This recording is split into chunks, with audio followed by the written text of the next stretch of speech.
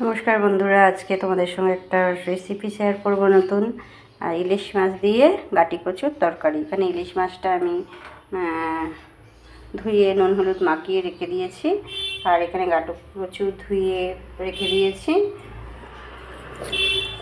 আর এখানে রয়েছে কিছু মশলা, সামান্য হলুদ গুঁড়ো, জিরে গুঁড়ো, নুন, 2-3টে দানা চিনি, মানে অল্প 2-3টে না, অল্প চিনি, একটু কাঁচা লঙ্কা আর একটু কালো জিরে, ব্যাস এইটুকু, আর সর্ষের তেল। এইগুলো দিয়ে আজকে হবে গাটি কচু দিয়ে ইলিশ মাছের তরকারি।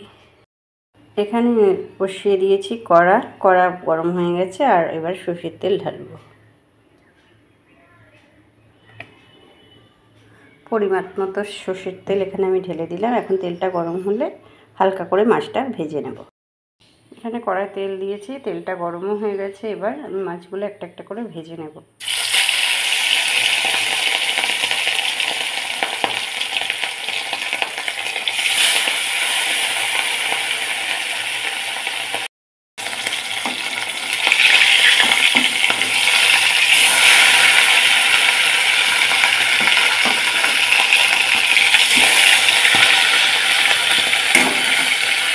মাছগুলো খুব হালকা করে ভাজবো।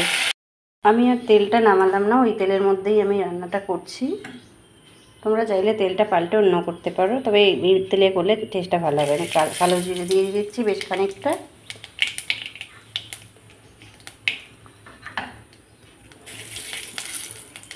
আর কেটে রাখা চিড়ে রাখা কাঁচা লঙ্কা দিয়ে দিচ্ছি।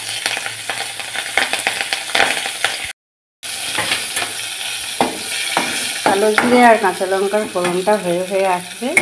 এবার আমি ওর মধ্যে দিয়ে দেবো কেটে রাখা গাটি কচু।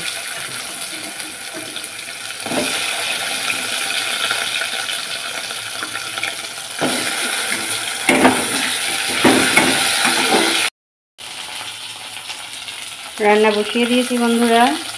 মাছ তো ভাজা হয়ে গেছে। ছোটো ইলিশ মাছ এনেছিল, ওইটাই রান্না করছি আজকে গাটি কচু দিয়ে।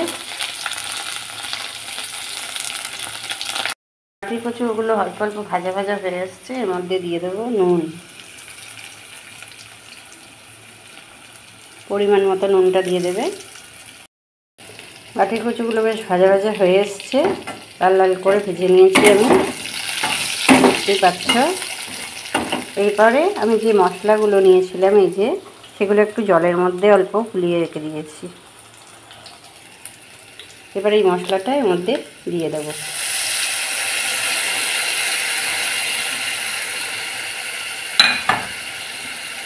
ভালো করে কষিয়ে নেব। রান্নাটা কিন্তু খুব সিম্পল, খুব সহজে চটজলদি হয়ে যাবে।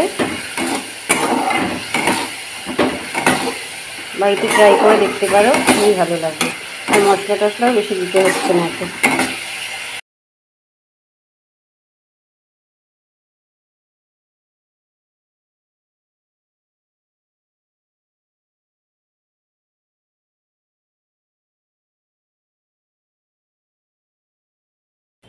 এখানে আমি জল দিয়ে দিয়েছি পরিমাণ মতো, আর ফুটছে, আর একটু সেদ্ধ হবে গাটি কচু। সেদ্ধ হলে আমি এখানে ভেজে রাখা মাছগুলো এতে দিয়ে দেবো। ঝোল তো মোটামুটি ফুটেই এসছে, দেখতে পাচ্ছ। এবার আমি একে একে মাছগুলো এর মধ্যে দিয়ে দেব।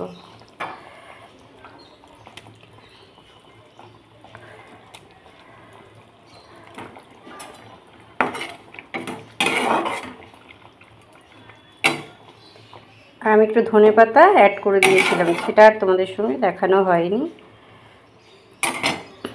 দেখেছো কালারটা কি সুন্দর এসছে ঝোলে।